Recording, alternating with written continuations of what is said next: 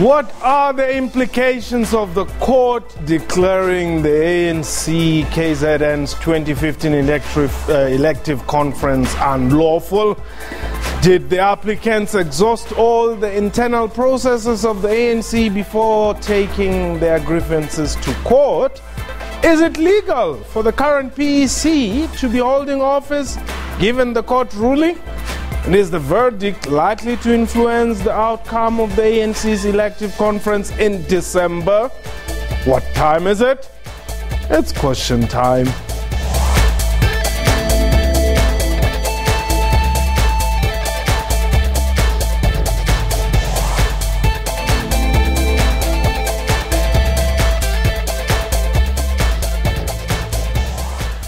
And welcome to the show. My name is Mpho Tsedu. Yesterday, Pietermaritzburg High Court Judge Jerome Nguni declared the ANC KwaZulu-Natal's 8th elective conference of 2015 unlawful and void.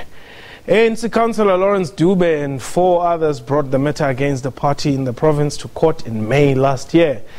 They were challenging the results of the conference. The outcome saw Sihle Zikalala replacing former Premier Senzo Mchunu as the provincial chairperson. The High Court found a number of irregularities, including failures to furnish branches with pre-audit membership on time, and the voting process or results that appeared to have been manipulated or influenced. Meanwhile, the ANC Youth League, Women's League, and Veterans League and regions in the province issued a joint statement today. In conclusion, their statement says, open quote, "Consequently, we want to assure the people of KwaZulu-Natal that the decision of the court has no impact on government and provincial government remains intact, stable, and focused on service delivery under the stewardship of Comrade Willis Mchunu." Close quote. So we are live. Therefore, you can call us and air your views. The numbers to dial is 089-110-4210. If you're outside the borders, +2789-110-4210. Our Twitter handle @QuestionTime24. My guest today, Professor Susan Boyson. She's a political analyst. And from our Durban studios, Stembiso Mshengu, who is the spokesperson for the applicants. Let me welcome you all. Let's just start with our Durban studio.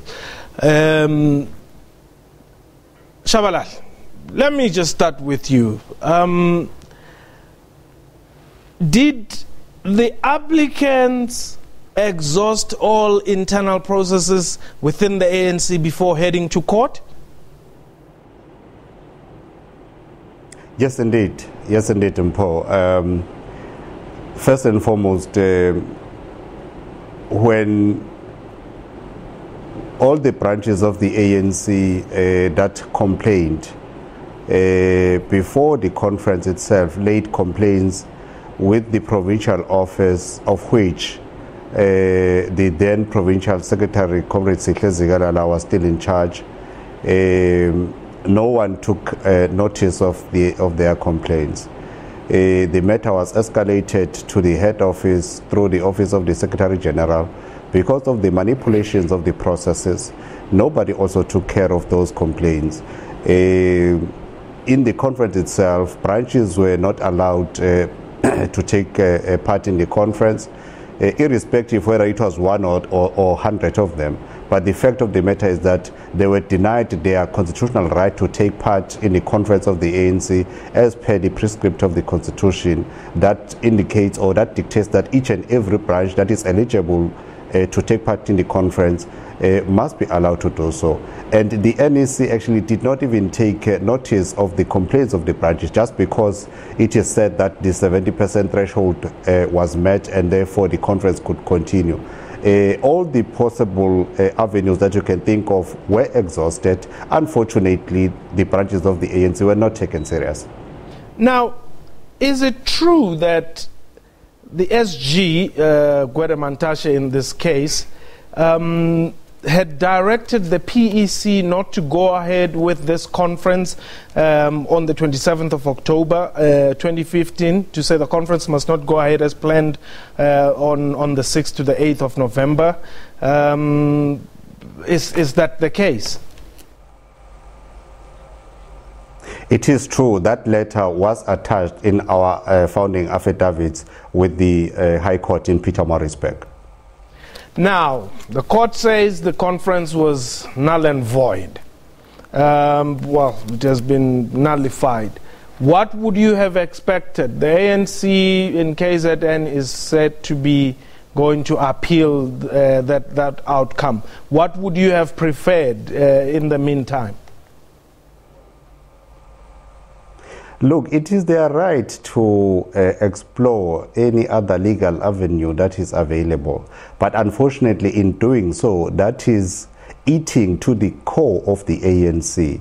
When you go to contest the verdict on the basis of emotions, you are likely to hit the wall. We do believe that they should do the honorable thing and await the National Executive Committee of the ANC to express itself with regard to the verdict instead of rushing to convene media briefings and arrogantly say they are not going to leave the office.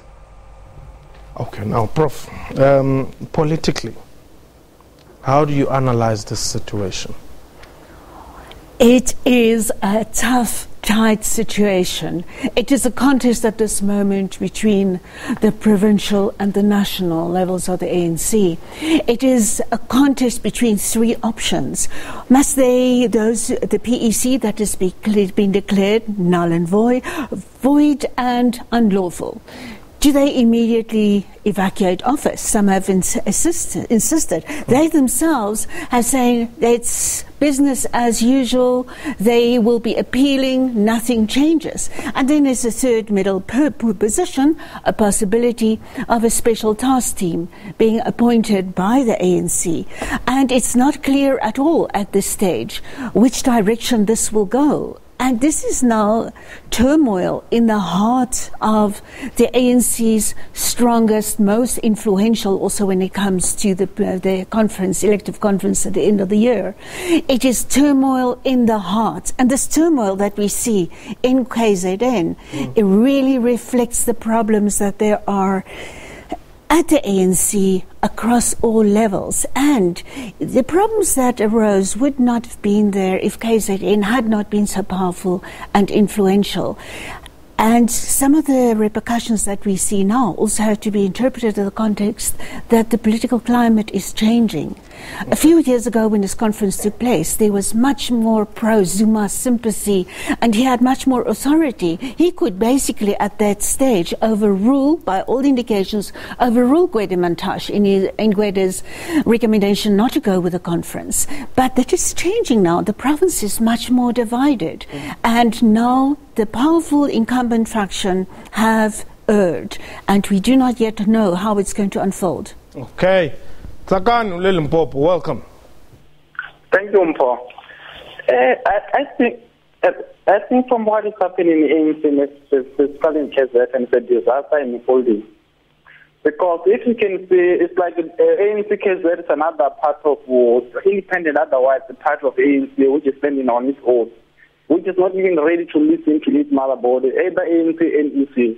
So it's another thing that is really distracting about this movement, which was so used to be called a glorious. Whoa, Tsakani, I don't know what happened to your call there. I wish you are able to come back. If you are, please do so. 089 1104210, 089 1104210. Step, is it true that the divisions that we are seeing in the province are a reflection of the national dynamics within the MDM? I mean, those who went to court seem to be aligned to the CR17 group, whereas the incumbent seem to be aligned to the NDZ camp. That's the unfortunate observation by the general public. Unfortunately, branches of the ANC have not yet started a process of expressing themselves officially with regard to the processes of the African National Congress National Conference in December 16 to 20. And as a result, it will be difficult to express a personal opinion. For instance, my branch has not expressed its opinion, and I will express my personal opinion there. But obviously, there is a public narrative out there and a public perception to say those who went to court are perhaps in support of the deputy president and the former incumbents, because in my world there is no PEC in KwaZulu-Natal. The court has declared them to be invalid. Okay. They have expressed an opinion to Comrade Nkosazana. So at the end of the day, the arbiters in this instance would be the branches of the African National Congress in December. Thulani, you are in welcome. Yes, Paul. Welcome. Thank you. Yeah, I'm watching this now. It has always been the problem. You see now the PEC yes. in Natal. Yeah. You see, because now they disregarded the interests of the branches. Yeah. So that means now they were pushing a particular motion. Now it was no more about transparent or fair democratic processes. Yeah. So mainly they just wanted to have a particular faction, you see, no, and that puts them in a bad light at the meantime, because right now they have been defeated in the court, which means therefore that now if they are still pursuing further legal options, that is viewed as just trying to buy time by the other faction, you see, no. Okay, Thulani, thank you very much for the call. The Prof, yes, they may be perceived to be buying time, but they are within their rights. Yes, indeed. This was not the highest level, not the Constitutional Court yet. In 2012, that very interesting case when members in the Free State took their PEC to the court, it ended up in the Constitutional Court shortly before the 2012 elective conference. Actually, at that time, exact time of the conference, judgment was being given. That was the highest level of court, and people obviously, they can appeal. It is definitely their right. But it's interesting, these judges in their Pietermaritzburg ruling had really accommodated many of the opinions and directives that were given by the Constitutional Court in 2012. Those are incorporated in this judgment. And so, yes, the chances going by that seems to be lessened, that they can succeed in their appeal, but it is a right. And the political effect is definitely that they buy water trading, buying time, and they could very well stretch this process out to beyond the December conference. Okay, we're going to take a quick break. When we return, Mshengu, I want you to tell me if you would rather have the NEC appoint a PTT that would oversee the affairs of the ANC in KZN, meanwhile, whilst the current, the former PEC, as you call them, are still considering their legal options. That is just another option, but you will answer me when we come back. 089-110-4210 is the number.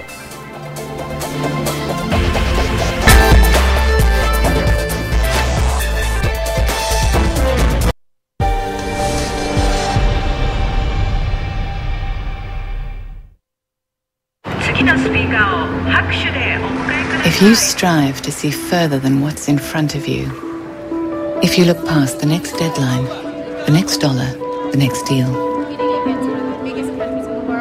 well, then you'll see the bigger picture. You'll see the potential for growth and the possibility of harnessing energy from the sun. You'll discover greener pastures and lay a cable after you've run out of land. What do you think? You like them? You'll see the power of technology and build hopes and dreams out of sand and stone. You'll bridge the gap between past and future and the distances that keep us apart. Because when you look at the world differently, you may just change it for good. Hello?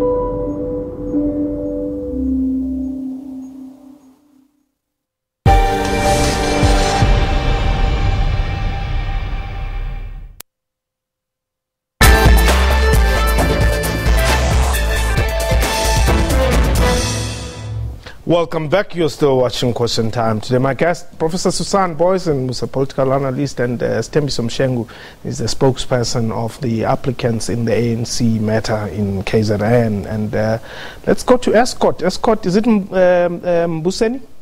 Yes, my name is Mbuseni. Oh, Mbuseni, yes, welcome. Yes, welcome, Mpo. Just a comment. Yes. This is becoming a measure because of not ANC taking these things seriously, to be honest. Mm-hmm. Right now, the court has made a decision. Yeah. But from that decision, again, the national executive is not doing anything. If they were serious, somebody should have gone to KZN straight away and called the meeting and decide on this issue. Yeah. But at the moment, they are playing it down again. It shows really that some of the things are not being taken seriously. Yeah. That is my comment. Otherwise, this thing is becoming messier. Okay, Mbuseni there calling us from Escort. Msheng, would a PTT be the solution in the meantime? Indeed. We do believe that an independent members of the ANC, independent in the fact that they do not belong to any structure currently, it's either at a national level or at a provincial level. We do have such eminent members of the ANC, others who are former members of parliament, others who are serving members of parliament, but they are known to be men and women of high moral standing, very principled members of the ANC. We do believe that in the collective wisdom of the NEC, they will consider some of those comrades to come and assist in harmonization of the organization, because all that we want, it's for the African National Congress to reclaim its rightful place of being a leader of society. And for you to lead society, your processes must be clean, your processes must be credible, so that the outcome of such internal processes are owned by everyone. At the end of the day, we need an ANC that is corruption-free, manipulation-free of its own internal processes, so that the members of the public may even have confidence in the electoral systems of the country. Because if we manipulate our own internal systems, members of the public, justifiably so, may have doubts about the credibility of the election in general. We know that even other opposition parties have now and again complained about perceived manipulation of electoral processes, and therefore, as the African National Congress, we must demonstrate and exhibit fairness first and foremost in our own internal systems, so that going forward, the society may trust in the leadership credibility of the African National Congress. Okay, Arends, you are in Rustenburg. Welcome. Hello, Mpo. How are you? I'm well. Thanks for the call. Good. Mpo, from my perspective, I commend the applicants, but at the same time, I do not condone the manner in which the ANC issues are run in courts. However, sometimes you find yourself that you communicate certain issues until you are frustrated, and you are forced to take certain actions so that you are listened to. If you listen to the issues which were discussed during the day by the PEC, in the morning, the spokesperson was on saying that the PEC must not make a comment about the matter so as to not to confuse the community. But they went ahead and did the opposite. So you find yourself that it's no longer about the ANC. It's about people's personalities and as to how much they want to show their power. So this thing, now you find the ANC Youth League Women's League and the veterans the NEC. Yes. They are now some of them saying that Nkosazana Zuma will be voted for, and that decision should be taken by branches. Now, if you are at the top structures and you are already pronouncing such decisions, it means we as structures have got nowhere to we've got nothing to say, because everybody now has taken decision for us, and what we have to do, we have to toe the line. And at the same time, they are saying issues must be discussed. But how are we going to be engaging with the top structures if there's no line of communication? Aaron's, thank you very much for the call. Prof, what does the ANC do? The ANC, Lutuli House now. We know that probably around this time they are meeting with the province people and trying to get you some compromise.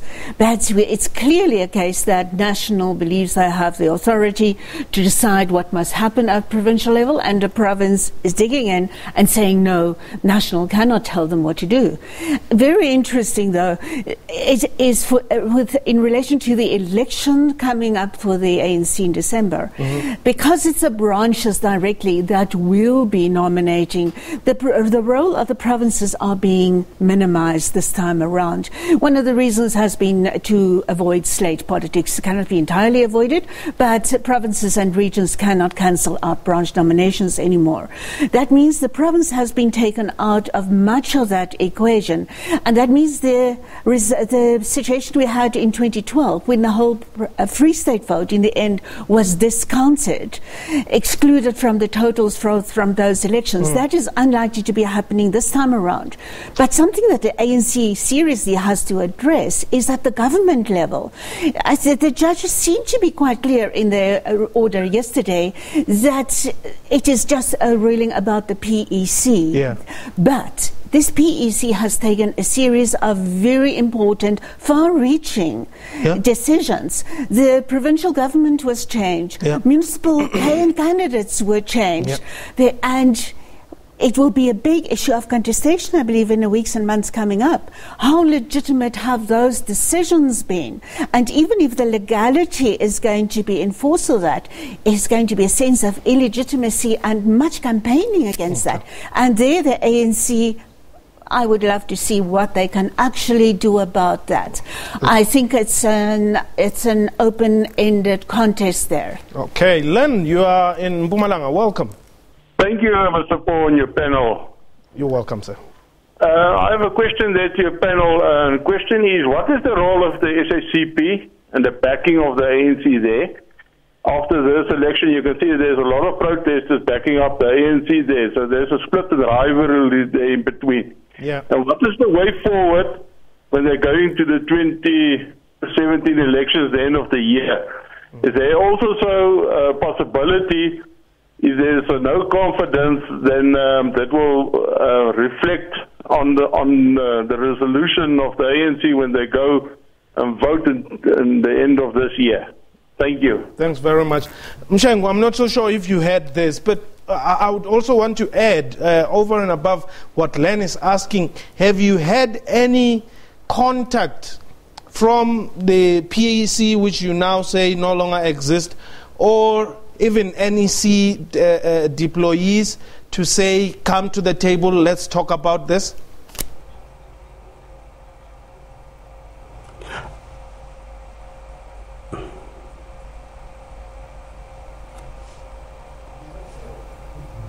Did you hear my question?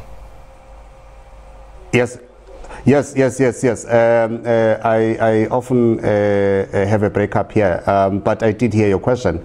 No, we haven't had any interaction with the NEC, or we haven't received any direct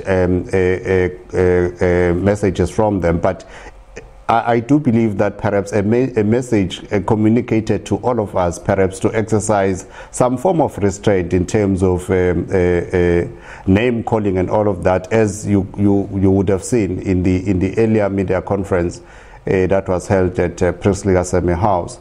We are more than ready to be called into a round table to begin a process of renewal for the African National Congress, because we live for the ANC. There is nothing else that we know except the African National Congress. And so, in a nutshell, no, we have not received any communique from the head office. Okay. Well, the first applicant there, Lawrence Dube, I've known him for many, many years. He's a comrade of note, and I'm not so sure if, well, obviously he has not slowed down now since our days at Teflop. But is this group committed to taking the KZN to the December conference, or would you rather have it postponed? Look, the ANC constitution prescribes that the national conference must be held every 5 years. We have no position in relation to the postponement of the national conference. Branches of the African National Congress that are in good standing obviously will go to the conference, because the conference is a conference of branches. It's not a conference or of provinces or regions. It's a conference of branches. All the branches that are in good standing will obviously, having gone through the internal processes of audits and the like, will be allowed to go to the conference. We want the conference to continue because we don't want to destabilize the ANC. All right. Msheng, thank you very much. Professor Boysen, thank you very much for your time as well. That was Question Time. A big thank you to my guests and to you for watching the show. From me and the entire crew, I will hold.